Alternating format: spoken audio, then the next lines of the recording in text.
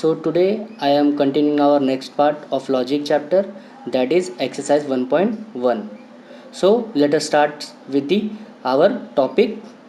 Number 1, state which of the following are statements justify in case of statements state its truth value. The first question is 5 plus 4 equal to 13, मतलब 5 plus 4 हो गया 9, लेकिन यहाँ equal to 13 दिया है, मतलब ये स्टेटमेंट है लेकिन फॉल्स है, क्योंकि 5 प्लस 4 9 होता है, बट यहाँ 13 दिया हुआ है। इसका मतलब ये है कि ये स्टेटमेंट फॉल्स है और इसकी ट्रुथ वैल्यू क्या होगी, एफ। ओके, फिर अगला है x माइनस 3 इक्वल टू 14। तो यहाँ पे देखिए ज़रा, मैंने आपको बताया था कि जहाँ स्पेसिफाई नहीं किया रहता कि ये किसके लिए है, इसका आंसर क्या होगा, तो उसको हम लोग बोलते हैं ओपन सेंटेंस। तो यहाँ x माइनस 3 इक्वल टू 14, तो यहाँ x की वैल्यू लिख के नहीं दी है कि x का वैल्यू कितनी होगी। सो ये एक ओपन सेंटेंस हो गया। तो ओपन सेंटेंस हमने पढ़ा था कि लॉजिक में स्टेटमेंट नहीं होता। नेक्स्ट है क्लोज दी डोर। तो यहाँ देखिए ऑर्डर लग रहा है, तो मैंने पहले बताया था कि लॉजिक में बस असल्टी और सिंपल सेंटेंस ही स्टेटमेंट होता है, बट यहाँ ये ऑर्डर है तो ऑर्डर स्टेटमेंट नहीं होगा। फिर लिखा है zero is a complex number, लिखा है zero is a complex number, तो हाँ ये स्टेटमेंट है, सिंपल सा है। अब पता करना है कि मुझे ट्रू है कि फॉल्स है, तो बट ऑब्वियस ज़ीरो एक कॉम्प्लेक्स नंबर होता है। अब बोलोगे सर कॉम्प्लेक्स नंबर ऐसा होता है जहाँ पे हम लोग एक रियल नंबर प्लस साथ में कोई तो इमेजिनरी नंबर होना चाहिए। तो ज़ीरो के आगे मैं आई लिख सकता हूँ, इसलिए ज़ीरो भी एक कॉम्प्लेक्स नंबर होगा, तो उसकी ट्रुथ वैल्यू हो जाएगी टी। फिर लिखा प्लीज़ गेट मी ब्रेकफास्ट। यहाँ देखिए रिक्वेस्ट किया हुआ है, तो रिक्वेस्ट लॉजिक के अंदर स्टेटमेंट नहीं होता, तो जो स्टेटमेंट नहीं होता उसकी ट्रुथ वैल्यू भी नहीं होती। अगला है कॉन्ग्रुएंट ट्राइंगल्स आर सिमिलर। तो सिंपल सा सेंटेंस है, तो ये स्टेटमेंट होगा। पता करना इसकी ट्रुथ वैल्यू है कि नहीं है, तो हमने 10th स्टैंडर्ड में ही पढ़ा है ज्योमेट्री में कि जितने भी कॉन्ग्रुएंट ट्राइंगल होते हैं वो एक दूसरे के सिमिलर होते हैं, तो उसका ट्रुथ वैल्यू क्या हो जाएगा, टी हो जाएगा। फिर अगला क्वेश्चन है x square equal to x. वापस यहाँ देखिए एक्स का वैल्यू स्पेसिफाई नहीं किया गया है, एक्स का वैल्यू स्पेसिफाई नहीं किया गया है, देयरफॉर ये क्या होगा, ओपन सेंटेंस हो जाएगा। तो ओपन सेंटेंस लॉजिक में स्टेटमेंट नहीं होते। अगला क्वेश्चन है quadratic equation can not have more than 2 roots. तो ये सिंपल सेंटेंस है, नॉर्मल सा असल्टिव है, तो अब स्टेटमेंट तो हो गया, बट इसकी ट्रुथ वैल्यू है क्या वो देखनी पड़ेगी। तो quadratic equation can not have more than 2 roots. तो हम लोगों ने 10th स्टैंडर्ड में पढ़ा है क्वाड्रेटिक इक्वेशन करके चैप्टर अलजेब्रा में। तो हम लोगों ने क्या देखा, जब भी हम लोग सोल्यूशन करते थे क्वाड्रेटिक इक्वेशन का तो 2 रूट आता था। अब वो लिखा है मोर देन 2 रूट्स, 2 रूट से ज़्यादा नहीं हो सकते, तो सही बोला इसने, मतलब इसकी ट्रुथ वैल्यू क्या हो जाएगी, टी हो जाएगी। क्लियर। अब अगला क्वेश्चन पे चलते हम लोग। अगला लिखा है डू यू लाइक मैथमेटिक्स। तो देखिए क्वेश्चन पूछ रहा है ये, मतलब इंटरोगेटिव सेंटेंस है, इसका मतलब स्टेटमेंट नहीं होगा। The sun set in the west, simple सा सेंटेंस है, आपको दिया हुआ है, मतलब स्टेटमेंट होगा। अब सन जो है वेस्ट में जाके सेट होता है हमेशा, तो ट्रू है इसका, तो ट्रूथ वैल्यू हो जाएगी T. All real numbers are whole number, जितने भी रियल नंबर होते हैं सब होल नंबर होते हैं, नहीं ऐसा कुछ नहीं है, लेकिन हाँ ये स्टेटमेंट होगा क्योंकि सिंपल सा दिया हुआ है, कहीं भी अलग टाइप का सेंटेंस नहीं है ये, बट इसकी ट्रुथ वैल्यू क्या हो जाएगी, फॉल्स, इसलिए एफ लिखा गया है। फिर can you speak in Marathi, question mark दिया हुआ है, इसका मतलब इंटरोगेटिव सेंटेंस है, मतलब ये स्टेटमेंट नहीं होगा। अगला क्वेश्चन देखिए x square minus 6x minus 7 equal to 0 when x equal to 7, मतलब यहाँ x का वैल्यू स्पेसिफाई किया है, इसका मतलब ये ओपन सेंटेंस नहीं है, क्लोज सेंटेंस है ये, मतलब ये स्टेटमेंट होगा और उसकी ट्रुथ वैल्यू क्या होगी, ट्रू। फिर the sum of cube root of unity is 0। तो देखिए क्यूब रूट ऑफ यूनिटी के बारे में आप लोग ने 11th में कॉम्प्लेक्स नंबर में पढ़ा होगा कि क्यूब रूट को अगर मैं प्लस करूँगा, अगर वो यूनिटी का अगर क्यूब रूट लूँगा, सबको अगर मैं ऐड करूँगा तो आंसर हमेशा 1 ही आता है, मतलब स्टेटमेंट होगा और उसकी ट्रुथ वैल्यू भी क्या होगी, टी। आगे है इट रेन्स हैविली, तो यहाँ ये ओपन है, इट मतलब कौन, कुछ नहीं मालूम, सो ओपन सेंटेंस और ये स्टेटमेंट नहीं होगा।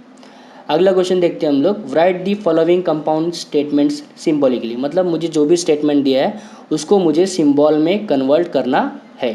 ओके, तो कंपाउंड स्टेटमेंट नहीं दिया तो कंपाउंड मतलब 2 सेंटेंस रहेगा, दोनों को मैं अलग अलग करके सिंबल में दिखाऊंगा। अगर एंड रहेगा तो एंड का सिंबल मैंने आपको लास्ट लेक्चर में बताया है, आने वाले वीडियो में भी मैं आपको फिर से बताऊंगा एंड क्या होता है और क्या होता है फिर से एक बार, तो वो एक हम लोग वहाँ देखेंगे। और प्लस अभी हम लोग यहाँ सीखने वाले हैं, यहाँ हम लोग क्या देखने वाले हैं कि सिंपल सेंटेंस अलग अलग करके उनके बीच में आपको कंजंक्शन लगाना है, मतलब वही लॉजिकल कनेक्टिव जो हम लोगों ने पढ़ा था लास्ट लेक्चर में, टेबल में दिया था एंड के लिए साइन और के लिए ऐसा वैसा, तो ये हम लोग यहाँ देखने वाले हैं। सबसे पहला सेंटेंस है, देखते आगे बढ़ते हैं। Nagpur is in Maharashtra and Chennai is in Tamil Nadu. तो इसमें पहला सेंटेंस क्या होगा हमारा, नागपुर इज़ इन महाराष्ट्र, ये पहला हो गया। और दूसरा सेंटेंस हो जाएगा चेन्नई इज़ इन तमिलनाडु। तो मैंने आपको बताया था कि जो भी लॉजिक में स्टेटमेंट्स होते हैं सबको मैं पी क्यू आर एस ऐसे ऐसे करके दिखा सकता हूँ, तो यहाँ दो ही है, तो एक ले लेते हैं, let p Nagpur is in Maharashtra and q Chennai is in Tamil Nadu. अब दोनों के बीच में कंजंक्शन क्या है, देखिए वापस स्टेटमेंट में एंड लगा हुआ है, क्या लगा हुआ है, एंड। तो सिंबॉलिक फॉर्म क्या हो जाएगा, पी एंड क्यू।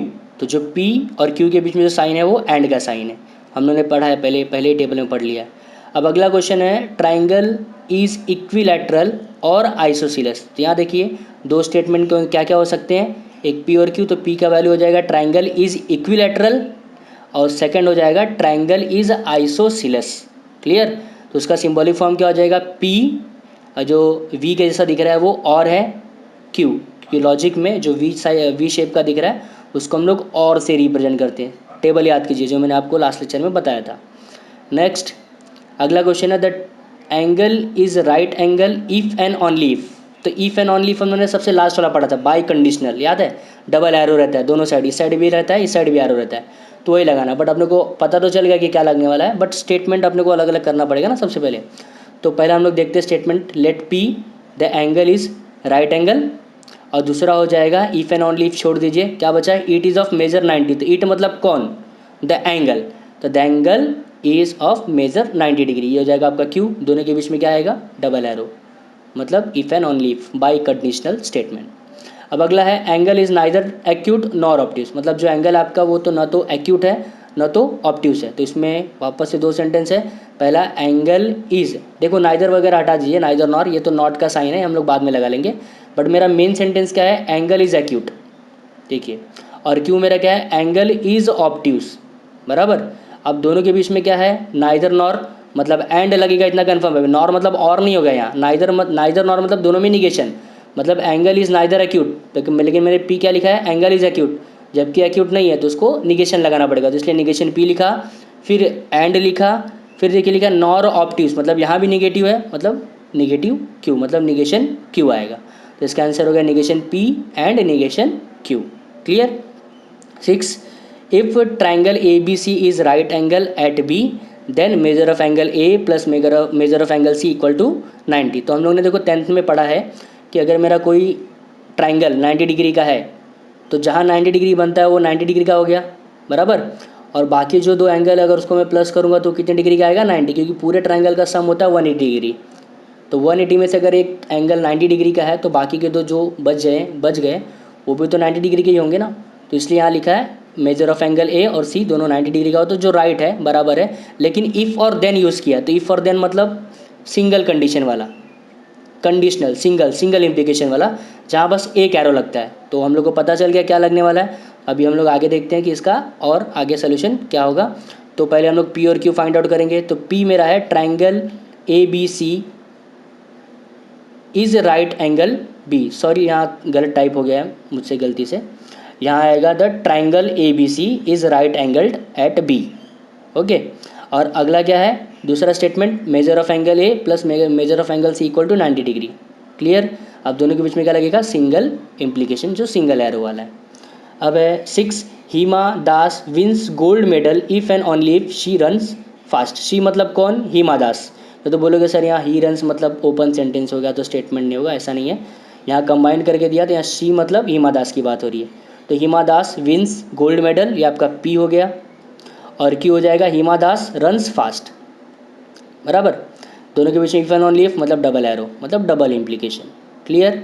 अब हम लोग बढ़ते हैं आगे क्वेश्चन नंबर 7 पे, इसी का क्वेश्चन नंबर 2 के 7 पे, x is not irrational number but it is a square of N integer. मतलब एक्स जो है वो इरेशनल नंबर नहीं है। क्लियर। तो ये आपका पी हो गया, और is a square of, is मतलब कौन, वही एक्स, तो x is a square of N integer, ये आपका क्यू हो गया। देख लीजिए। अब दोनों के बीच में बट, तो बट के लिए भी हम लोग एंड का साइन ही यूज़ करते हैं। ओके, तो एंड। बट पी वाले में देखिए क्या लिखा है, एक्स इज़ इरेशनल नंबर, बराबर। तो यहाँ नॉट लगा हुआ है, इसलिए यहाँ नॉट मुझे लिखना पड़ेगा। यहाँ गलती से लिखा, जो मैंने स्टेटमेंट लिख दिया, let p x is not irrational number, ये रॉन्ग है। यहाँ नॉट नहीं रहेगा, गलती से टाइप हो गया वो, यहाँ रहेगा बस एक्स इज़ इरेशनल नंबर। ठीक है, एक्स इज़ इरेशनल नंबर, इसलिए मैंने यहाँ नॉट लगाया है। क्लियर, इसलिए नेगेशन पी एंड क्यू आएगा। आगे, right the truth value of the following. Question अगला, मतलब आपको कंपाउंड स्टेटमेंट दिया है, बट इसका आपको ट्रूथ वैल्यू निकालना है। तो पहला लिखा है 4 इज़ ऑड और 1 इज़ प्राइम, मतलब 4 जो आपका ऑड है, जो कि रॉन्ग है, मुझे भी पता है, आपको भी पता है कि 4 ऑड नंबर नहीं होता, इवन नंबर होता है, मतलब इसकी ट्रूथ वैल्यू होगी फॉल्स। लेकिन जो 1 है वो मेरा क्या है, प्राइम नंबर। तो मैं सबसे पहले क्या करता हूँ, अलग अलग कर लेता हूँ, पी और क्यू मेरा क्या, तो पी मेरा 4 इज़ ऑड नंबर और क्यू मेरा 1 इज़ प्राइम नंबर। अभी ट्रूथ वैल्यू देखते हैं। पी का ट्रूथ वैल्यू फॉल्स है, क्योंकि मुझे पता है 4 ऑड नंबर होता नहीं है, और 1 प्राइम नंबर भी नहीं होता, ना प्राइम होता ना कंपोजिट होता है, इसलिए उसका भी वैल्यू क्या हो जाएगा, फॉल्स। दोनों स्टेटमेंट फॉल्स है, बराबर, पी भी फॉल्स है और क्यू भी फॉल्स है। लेकिन मेरा मेन वाला स्टेटमेंट कौन सा है, कंपाउंड 4 इज़ ऑड और 1 इज़ प्राइम, ये है। तो दोनों के बीच में और है, तो सिंबॉलिक फॉर्म में क्या आएगा, और आएगा। देखिए पी और क्यू आ गया, बराबर। अब मुझे इसका ट्रूथ वैल्यू निकालना है, तो ट्रूथ वैल्यू क्या होएगा, पी फॉल्स है और क्यू भी मेरा फॉल्स है। तो देखिए दिख रहा, the truth value of statement is P मेरा फॉल्स, इसलिए एफ लिख दिया, और क्यू की जगह भी क्या लिख दिया, एफ। अब मैंने पढ़ा है टेबल में, मेरा जो रिजल्ट है कि और के लिए अगर दोनों फॉल्स रहेंगे तो आंसर मेरा फॉल्स आएगा, अदरवाइज टी। तो यहाँ देखिए और है, बराबर, दोनों के बीच में और है, और दोनों स्टेटमेंट मेरा फॉल्स है। तो और का रूल क्या बोलता है कि अगर दोनों फॉल्स है तो ही आंसर फॉल्स आएगा। तो देखिए यहाँ दोनों फॉल्स है, इसलिए आंसर क्या आ गया, फॉल्स आ गया। ओके, अब आगे question number 2। 64 is a perfect square and 46 a prime number, मतलब 64 मेरा परफेक्ट स्क्वायर है और 46 इज़ अ प्राइम नंबर। तो P अलग करेंगे, 64 इज़ अ परफेक्ट स्क्वायर, और Q अलग करेंगे, 46 इज़ अ प्राइम नंबर। अब पता करते दोनों का वैल्यू क्या है, ट्रू है कि फॉल्स है। तो देखिए पहला तो कंफर्म है कि ट्रू होने वाला है, लेकिन दूसरा फॉल्स है, क्योंकि 46 एक कंपोजिट नंबर होता है, प्राइम नंबर नहीं होता। तो मुझे पता चल गया P और Q का ट्रूथ वैल्यू क्या है, T एंड F। अब दोनों के बीच में क्या है, एंड है। मेन जो सेंटेंस है मेरा, 64 is a square and 46 is a prime number, तो एंड मतलब सिंबॉलिक फॉर्म में क्या आएगा, एंड आएगा दोनों के बीच में। अब P का वैल्यू रख दीजिए और Q का वैल्यू रख दीजिए। P का वैल्यू क्या है मेरा T और Q का वैल्यू मेरा F, तो T एंड F लिखा। अब एंड का रूल क्या बताया था मैंने आपको लास्ट लेक्चर में टेबल में, कि अगर एंड के लिए अगर दोनों T रहेंगे तो ही आंसर T आएगा, अदरवाइज फॉल्स। यहाँ देखिए दोनों T है क्या, नहीं, इसलिए मेरा आंसर क्या आ रहा है, फॉल्स। अगर दोनों T होता तो आंसर क्या आता, T, लेकिन यहाँ दोनों T नहीं है, इसलिए इसका आंसर क्या आएगा, फॉल्स। अब आते हैं अगला क्वेश्चन, क्वेश्चन नंबर 3।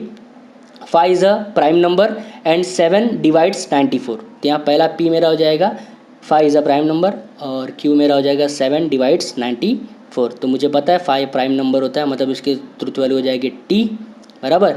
लेकिन 7 94 को डिवाइड नहीं करता, तो उसका ट्रुथ वैल्यू हो जाएगा फॉल्स। देखिए यहाँ लिखा है T एंड F रिस्पेक्टिवली। तो अभी वैल्यू रखेंगे, अब दोनों के बीच में देखिए एंड लगा हुआ है, तो आ जाएगा P एंड Q। P का वैल्यू होता है T और Q का वैल्यू है F, रखूँगा। फिर वही, अगर एंड किया तो दोनों T होना चाहिए, बट T है नहीं, इसलिए क्या आएगा आंसर में फॉल्स। अब अगला question, it is not true that 5 - 3i is a real number. तो देखिए सिंपल सा है, it is not true that, ये तो अलग बात है, ये तो निगेशन वाली बात है। बट मेन सेंटेंस क्या है मेरा, 5 - 3i is a real number. तो देखिए मैंने बोला कि i आ गया मतलब इमेजिनरी नंबर हो जाता है, और साथ में रियल नंबर आ गया मतलब कॉम्प्लेक्स नंबर हो गया, मतलब ये कॉम्प्लेक्स नंबर है, रियल नंबर नहीं है।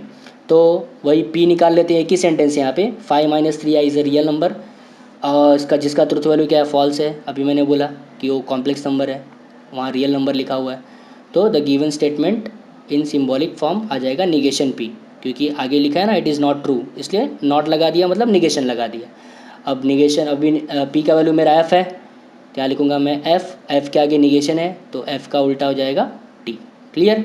अब अगला क्वेश्चन है मेरा 5th वाला, तो उसमें लिखा है इफ़ 3 × 5 = 8 देन 3 + 5 = 15। देखिए इफ़ और देन है, मतलब सिंगल इम्प्लीकेशन आएगा। तो P मेरा सिंपल सा दिख रहा है कि 3 × 5 = 8, और Q मेरा है 3 + 5 = 15। दोनों के दोनों रॉन्ग है, 3 × 5 भी रॉन्ग है और 3 + 5 भी रॉन्ग है। बराबर, मतलब दोनों का वैल्यू क्या आएगा एफ एफ। क्लियर। और बीच में इफ़ और देन है तो पी सिंगल इम्प्लीकेशन क्यू लगा देता हूँ मैं सिंबॉलिक फॉर्म में, और ट्रुथ वैल्यू में क्या आएगा दोनों में एफ एफ। जबकि सिंगल इम्प्लीकेशन का रूल मैंने बताया था कि पहला टी होना चाहिए दूसरा एफ होना चाहिए, पहला स्टेटमेंट टी होना चाहिए दूसरा एफ होना चाहिए, तो ही आंसर एफ आता है, अदरवाइज क्या हो जाएगा ट्रू। तो ज़रा ध्यान से देखिए, यहाँ पहला एफ है दूसरा भी एफ है, मतलब रूल फॉलो नहीं हो रहा है, तो क्या आ जाएगा आंसर टी आ जाएगा। अगर रूल फॉलो होता तो क्या आता है आंसर एफ, यहाँ रूल फॉलो नहीं आ रहा है इसलिए टी आ जाएगा। आगे, milk is white if and only if sky is blue, तो यहाँ स्टेटमेंट हो जाएगा मिल्क इज़ वाइट और दूसरा हो जाएगा स्काई इज़ ब्लू। इफ़ है, इफ़ एंड ओनली इफ है मतलब डबल इम्प्लीकेशन आएगा और दोनों स्टेटमेंट का वैल्यू ट्रू है, मिल्क वाइट होता है और स्काई ब्लू होता है, तो डबल इम्प्लीकेशन आ गया पी डबल इम्प्लीकेशन क्यू। दोनों का मैंने बताया था अगर डबल इम्प्लीकेशन रूल क्या होता है, अगर दोनों टी रहेंगे तो आंसर टी, और अगर दोनों एफ रहेंगे तो भी आंसर टी ही आता है।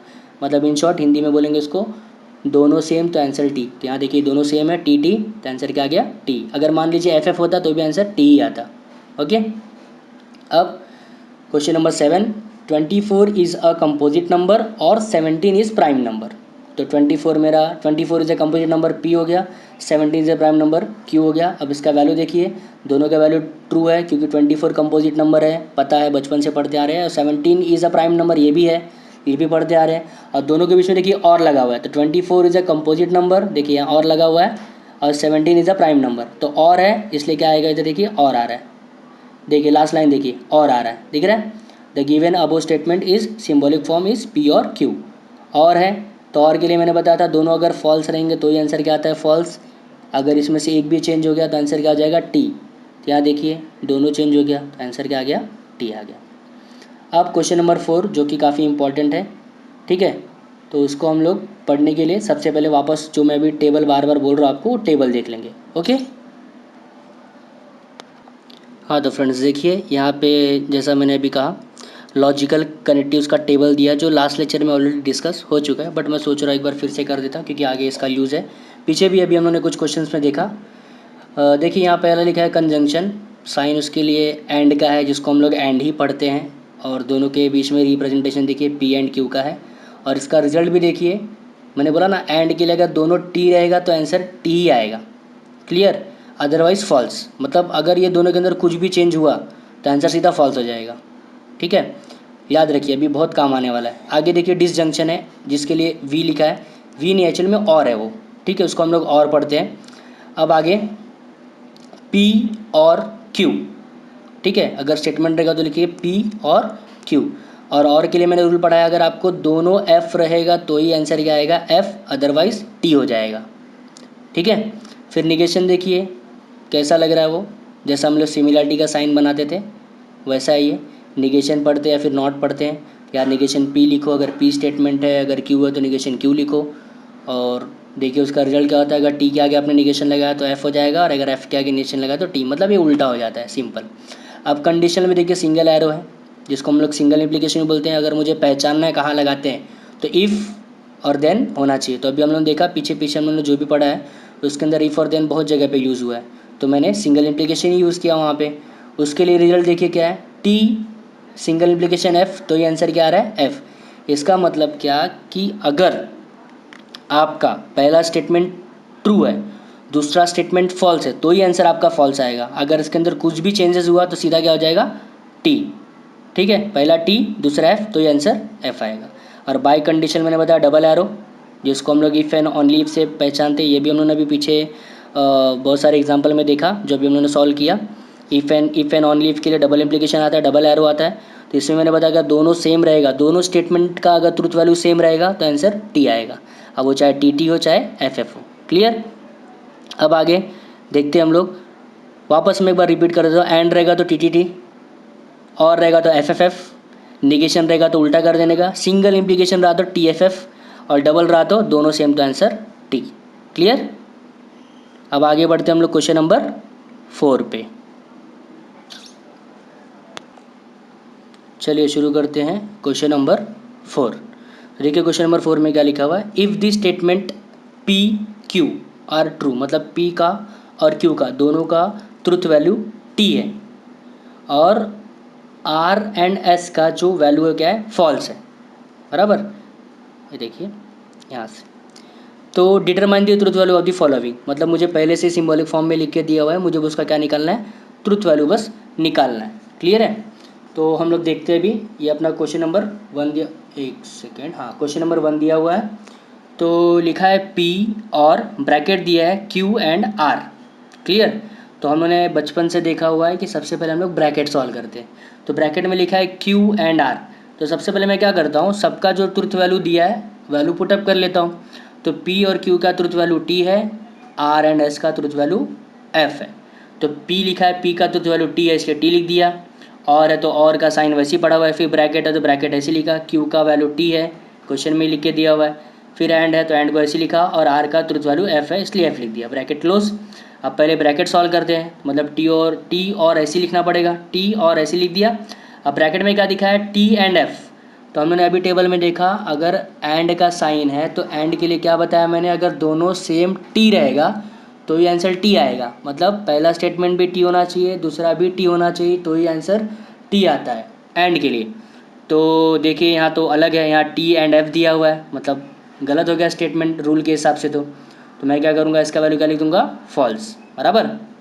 तो अभी क्या बन गया, T और F, बराबर। फिर से देखिए और आ रहा है, क्या आ रहा है, और। तो और के लिए मैंने बताया अगर दोनों F रहेगा तो ही आंसर F आएगा, अदरवाइज़ क्या हो जाएगा, T। यहाँ तो दोनों F है ही नहीं, एक T है और एक F है, इसका मतलब इसका आंसर क्या आएगा, T आएगा। ठीक है।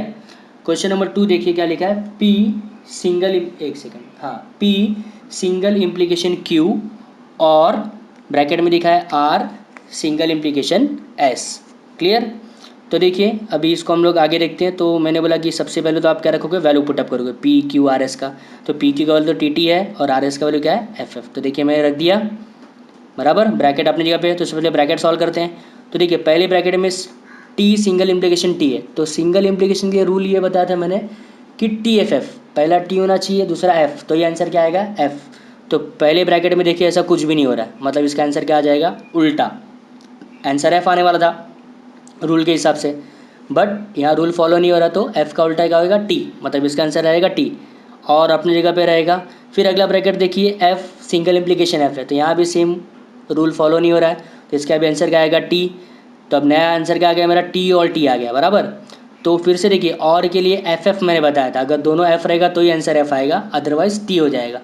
यहाँ दोनों F नहीं है, यहाँ तो TT है, इसका मतलब इसका आंसर क्या आएगा, T आ जाएगा। क्वेश्चन नंबर 3 के आगे तरफ बढ़ते हैं। तो लिखा है वहाँ पे देखिए, Q ब्रैकेट में Q and R bracket close, और फिर ब्रैकेट है निगेशन P एंड S। तो सबसे पहले आप वैल्यू पुटअप कीजिए, P Q R S का जो भी है। तो Q का वैल्यू T है, R का F है, P का T है और S का F है, रख दिया ब्रैकेट में। देखिए पहला पहला लाइन ऐसे लिखा हुआ है, फिर इक्वल टू लिखा है। अभी देखिए एंड के लिए मैंने बताया आपको TT होना चाहिए तो ये आंसर T आएगा, बट यहाँ ऐसा कुछ भी नहीं है, यहाँ तो T एंड F दिया है, मतलब इसका आंसर क्या हो जाएगा, F। फिर और अपनी जगह पर है। अब ब्रैकेट देखिए, ब्रैकेट में पहले निगेशन T दिया है, तो निगेशन T किया मतलब क्या आएगा, F, मतलब T का उल्टा क्या हो जाएगा, F, इसलिए मैंने F लिख दिया, एंड F अपनी जगह पे है। अब F और ऐसे लिखूंगा, फिर ब्रैकेट को सॉल्व करता हूँ मैं। तो एंड के लिए वही मैंने बताया था कि दोनों T रहेगा तो ये आंसर T आएगा, तो यहाँ तो दोनों F है, मतलब आंसर F आएगा, इसलिए लिख दिया मैंने F और F, बराबर। तो और के लिए मैंने क्या रूल बताया है, अगर दोनों F रहेगा तो ये आंसर क्या आता है, F, इसलिए देखिए वहाँ पे आंसर F लिखा हुआ है। अब आगे चलते हैं क्वेश्चन नंबर 4 पे।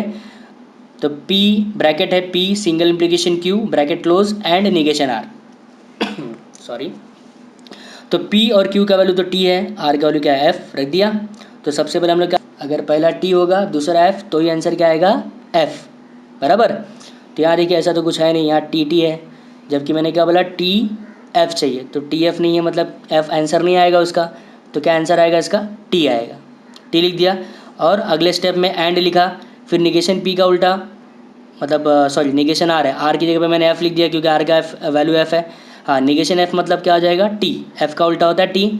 तो मेरा फाइनल आंसर आएगा T एंड T, और मैंने रूल भी पढ़ा है एंड का, दोनों T रहेगा तो भी आंसर कितना आएगा, T आएगा। अब क्वेश्चन नंबर 5 पे देखते हैं। क्वेश्चन नंबर 5 मेरा negation R double implication Q bracket close single implication negation Q। Clear है। अब आगे देखते हैं हम लोग। तो वैल्यू पुटअप कर देते हैं। देखिए वैल्यू पुटअप कर दिया मैंने फटाफट। निगेशन R है तो R के लिए मैंने F लिख दिया, डबल इम्प्लीकेशन है P के लिए मैंने T लिख दिया, सॉरी Q के लिए मैंने T लिख दिया। फिर सिंगल इम्प्लीकेशन निगेशन है फिर Q का वैल्यू T है तो मैंने T लिख दिया। क्वेश्चन में लिख के दिया है P Q R S का वैल्यू क्या है, सब लिख के दिया हुआ है। तो पहले देखिए सबसे पहले ब्रैकेट की तरफ बढ़ते हैं। तो ब्रैकेट में मेरा negation F double implication T दिया हुआ है, तो निगेशन F का उल्टा हो जाएगा T। इसलिए देखिए मैंने इक्वल टू के बाद क्या लिखा है, T डबल इम्प्लीकेशन T लिख दिया। फिर सिंगल इम्प्लीकेशन है साइन, और यहाँ देखिए निगेशन T दिया हुआ है, तो निगेशन T का उल्टा क्या होता है, F, इसलिए मैंने F लिख दिया। क्लियर। तो अभी इसका आंसर सॉल्व करेंगे हम लोग। इक्वल टू के बाद पहले ब्रैकेट में लिखा था T डबल इम्प्लीकेशन T, जो मेरा आंसर आया। तो डबल इम्प्लीकेशन के लिए मैंने आपको रूल बताया, दोनों अगर सेम रहेगा तो आंसर T आता है। तो यहाँ देखिए दोनों सेम है, T T है, तो आंसर क्या आएगा, T आएगा। तो T आ गया आंसर। और सिंगल इम्प्लीकेशन है F है, सिंगल इम्प्लीकेशन का मैंने आपको रूल पढ़ाया TFF, मतलब पहला T दूसरा F, तो आंसर क्या आएगा F। तो यहाँ देखिए रूल फॉलो हो रहा है, पहला T है दूसरा F है, तो आंसर क्या आ रहा है, F आ रहा है। अब आगे बढ़ते हैं, जो क्वेश्चन नंबर 6 है देखने में काफ़ी लंबा लग रहा है, देखते हैं कैसे सॉल्व होगा ये। बड़ा स्क्वायर ब्रैकेट है, निगेशन P एंड फिर अपना ब्रैकेट है negation Q and R, bracket close. फिर वो बिग जो बड़ा ब्रैकेट था वो भी बंद हुआ। फिर है और ब्रैकेट बड़ा वाला, small bracket Q and R small bracket, और फिर small bracket P and R small bracket close, फिर बड़ा ब्रैकेट क्लोज। अब इसका आंसर देखिए, सबसे पहले P Q R का R S का वैल्यू आप रख दीजिए। P Q का वैल्यू T T है और R S का वैल्यू क्या है, फॉल्स है। तो मैंने वैल्यू यहाँ पुटअप कर दिया। अब जहाँ जहाँ निगेशन है उसका आप उल्टा कीजिए। तो देखिए निगेशन T है, निगेशन T का उल्टा आंसर मैं आपको नीचे दिखाता हूँ। देखिए F है, फिर एंड है, फिर ब्रैकेट लगा हुआ है, निगेशन T का उल्टा फिर से F है, फिर से मैंने पूरा कॉपी कर दिया है, कुछ भी चेंजेस नहीं किया। अब ब्रैकेट में सबसे पहले छोटा ब्रैकेट सॉल्व होता है, आपको ही पता होगा। तो देखिए सबसे छोटा ब्रैकेट पहले वाले में दिया है, एंड दिया है, तो एंड के लिए मैंने सीखा है आपको TT होना चाहिए। ब्रैकेट में देखिए F एंड F दिया है, तो मैंने बताया था कि एंड के लिए TT होना चाहिए, तो ही आंसर T आएगा, अदरवाइज क्या आ जाएगा F। तो इसका आंसर मतलब पक्का F आएगा। देखिए आया F। अब दूसरा ब्रैकेट देखिए अगले वाले में, अगले ब्रैकेट में दो ब्रैकेट दिया हुआ है, एक तो दिया T एंड F, जिसका आंसर F आएगा क्योंकि एंड के लिए TT है। फिर दूसरे ब्रैकेट में भी F ही आंसर आएगा क्योंकि TT होना चाहिए, तो ही आंसर T आएगा। तो यहाँ दोनों रॉन्ग है, मतलब रूल्स के हिसाब से दोनों FF हो जाएगा। अब आगे चलते हैं। देखिए पहले ब्रैकेट में था F एंड F, यहाँ आया F and last line F and F, तो एंड रहेगा मतलब TT आना चाहिए था, बट TT तो है नहीं, मतलब क्या आएगा, देखिए F, देखिए F आ गया पहले। अब वापस और F और F है, तो और के लिए मैंने क्या बताया, दोनों FF रहेगा तो ये आंसर F आता है, और के लिए जो रूल था। तो यहाँ पक्का रूल फॉलो हो रहा है, तो आंसर क्या आएगा इसका, F। देखिए F आ गया, फिर से वही रूल, दोनों F रहेगा तो ये आंसर F आएगा और के लिए। तो देखिए फाइनल आंसर मेरा F आ रहा है। क्लियर। अब क्वेश्चन नंबर 7 पे जाते हैं। क्वेश्चन नंबर 7 भी कुछ ऐसे ही है, negation P and Q bracket close and negation R फिर से ब्रैकेट क्लोज और bracket open, small bracket open Q single implication P bracket close, फिर सिंगल इम्प्लीकेशन निगेशन ब्रैकेट में निगेशन S और R ब्रैकेट क्लोज। तो अभी देखते हैं, सबका वैल्यू पुटअप कर लेते हैं फटाफट। देखिए मैंने सबका वैल्यू पुटअप कर दिया P Q R S के हिसाब से, T T F F करके। अब जहाँ जहाँ निगेशन है आप निगेशन का वैल्यू पहले उल्टा कीजिए। तो देखिए मैंने उल्टा भी कर दिया, देख लीजिए ध्यान से, दिख रहा है बराबर। निगेशन T था तो F हो गया, फिर आगे थोड़ा चलेंगे निगेशन F था, तो देखिए आंसर में T आ गया। फिर सबसे लास्ट में देखेंगे तो भी निगेशन F था, तो इसका आंसर क्या आ गया, T आ गया। अब हम लोग ब्रैकेट सॉल्व करते हैं। तो ब्रैकेट में सॉल्व जब हम लोग करते हैं तो हम लोगों ने सीखा है कि एंड के लिए TT होना चाहिए, तो यहाँ TT नहीं है, तो मतलब उसका आंसर F आ गया बराबर। आगे का मैंने same as it is copy कर दिया, एंड T आ गया, फिर ब्रैकेट क्लोज किया, फिर नया और शुरू हो रहा है, फिर देखिए आगे वाला ब्रैकेट, ये वाला, ठीक है। तो T सिंगल इम्प्लीकेशन T है, तो सिंगल इम्प्लीकेशन का वैल्यू मैंने बताया था TFF होना चाहिए, जो कि फॉलो नहीं हो रहा, मतलब T आएगा इसका आंसर। फिर सिंगल इम्प्लीकेशन फिर से है, तो चलिए वो तो आएगा ही बीच में। फिर अगला ब्रैकेट देखते हैं T और F, तो और के लिए मैंने FF सिखाया है, मतलब ये रूल फॉलो नहीं हो रहा, मतलब क्या आएगा, T आएगा। तो आपका नया रेडी हो गया। इक्वल टू के बाद में क्या आ गया, ब्रैकेट F एंड T और bracket T single implication T। तो एंड के लिए मैंने फिर से बताया TT होना चाहिए, बट TT नहीं, मतलब क्या आएगा, F आएगा और ऐसी कॉपी होगा।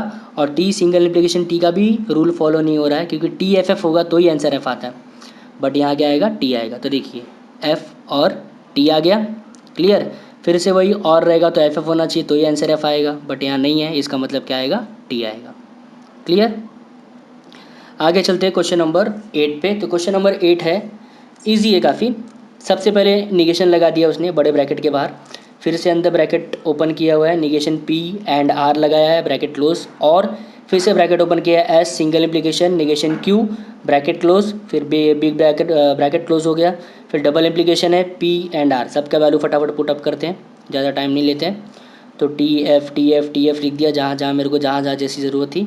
अब सबसे पहले जो निगेशन उसका सीन ख़त्म कीजिए, तो जहाँ निगेशन T है वहाँ F आएगा, और जहाँ निगेशन F है वहाँ T आएगा। तो यहाँ दोनों में निगेशन T ही दिया है, दोनों निगेशन में, तो दोनों का आंसर FF आएगा। देखिए आंसर में लिखा हुआ है। अब बोलोगे सर बाहर वाले निगेशन मैंने नहीं टच किया, हाँ तो उसको सबसे लास्ट में टच करेंगे, पहले ब्रैकेट अंदर सॉल्व हो जाए तब, ठीक है। तो सबसे पहला बड़ा ब्रैकेट जो दिया है, देखिए पहले लिखा है एंड FF, तो एंड के लिए मैंने बताया TT होना चाहिए तो ही आंसर T आता है, बट यहाँ अलग दिया हुआ है, मतलब इसका आंसर क्या आएगा F। फिर और ऐसी है, फिर से देखिए FF दिया है लेकिन सिंगल इम्प्लीकेशन, तो फिर से वहाँ रूल फॉलो नहीं हो रहा है। रूल है मेरा T सिंगल इम्प्लीकेशन F, तो आंसर F आएगा, बट यहाँ रूल फॉलो नहीं है, मतलब क्या आएगा T आएगा। तो देखिए आ गया बराबर। और जो डबल इम्प्लीकेशन था उसके बाद जो T एंड F लिखा हुआ है, तो वहाँ भी एंड का रूल फॉलो नहीं हुआ, इसलिए क्या आ गया F आ गया। अब फिर से F और T है ब्रैकेट में, तो सबसे पहले ब्रैकेट ही सॉल्व होता है, तो F और T, और के लिए मैंने सीखा है FF, तो ये आंसर F आता है। तो यहाँ तो रूल फॉलो नहीं हो रहा, मतलब क्या आएगा T आएगा। देखिए T आ गया। अभी T का उल्टा क्या होता है F, इसलिए नीचे क्या आएगा F। अब देखिए मैंने डबल इम्प्लीकेशन क्या सिखाया, अगर दोनों F रहेगा, दोनों सेम रहता तो आंसर T आता है। तो यहाँ देखिए FF सेम है, मतलब इसका आंसर फाइनल T आएगा। क्लियर। अब क्वेश्चन नंबर 5 जो कि काफ़ी इजी है और सबसे लास्ट टॉपिक है, मतलब सबसे लास्ट क्वेश्चन है इस एक्सरसाइज का। तो लिखा है right the negation of the following. Negation मतलब क्या, नॉट लगाना, और अगर नॉट है तो नॉट हटा दो। क्या बोला मैंने, अगर निगेशन मतलब क्या होता है, नॉट लगाना, अगर नॉट है तो आप क्या करोगे, नॉट हटा दोगे। तो देखिए फटाफट इसका आंसर आएगा, ज़्यादा टाइम नहीं लगेगा। लिखा है तिरुपति इज़ इन आंध्र प्रदेश, तो इसका नॉट नहीं है, मतलब क्या लगाना है, नॉट लगाना है, तो लिखोगे Tirupati is not in Andhra Pradesh. ये देखिए आंसर। क्लियर। अगला question, 3 is not a root of equation x² + 3x - 18 = 0। तो मैंने बोला था नॉट है तो निकाल दो, नॉट नहीं है तो लगा दो। तो यहाँ नॉट है, इसका मतलब मुझे क्या करना है, नॉट निकालना है। क्या करना है, नॉट निकालना है, तो नॉट निकाल देते हैं। आएगा 3 is a root of the equation x² + 3x - 18 = 0। ये रहा आपका आंसर। अब आगे बढ़े, question number 3, 2 is a rational number. तो इसका दो आंसर हो सकता है, या तो आप लिखो 2 is not a rational number, या फिर 2 is a irrational number, sorry an आएगा क्योंकि वॉवेल्स है ना आई। तो 2 इज़ अ रेशनल नंबर है आपका क्वेश्चन, इसका answer 2 is not a rational number लिखिए, या फिर लिखिए 2 इज़ एन इरेशनल नंबर। तो मैंने एक ही आंसर लिखा है। आगे, polygon ABCD is a pentagon, तो इसका आंसर आएगा polygon ABCD is not a pentagon. बराबर। ये आपका last question, 7 + 3 is greater than 5। तो इसका दो आंसर हो सकता है, 2 या 3 हो सकता है। या तो इसका आंसर होगा 7 + 3 नॉट एन इक्वल टू 5, या फिर आप उसको नॉट इक्वल टू लिखिए 5, या फिर उसको आप स्मॉलर देन कर दीजिए। देखिए 7 + 3 = 5 लिख सकते हैं, नॉट भी लिख सकते हैं, 7 + 3 इज़ लेस देन 5 भी लिख सकते हैं इसको, बराबर। या फिर आप इसको लेस और इक्वल टू भी लिख सकते हैं, जो मैंने यहाँ नहीं लिखा है। आप 7 + 3 लिखिए, लेस और इक्वल टू का साइन लगाइए और 5 लिखिए। तो यहाँ हम लोग 1.1 का जो टॉपिक था, सारा का सारा टॉपिक हम लोगों ने यहाँ कवर कर लिया है। Hope you all are understand. अगर आपको कोई डाउट है तो आप मुझे कमेंट करके पूछ सकते हैं, ठीक है। Thank you very much.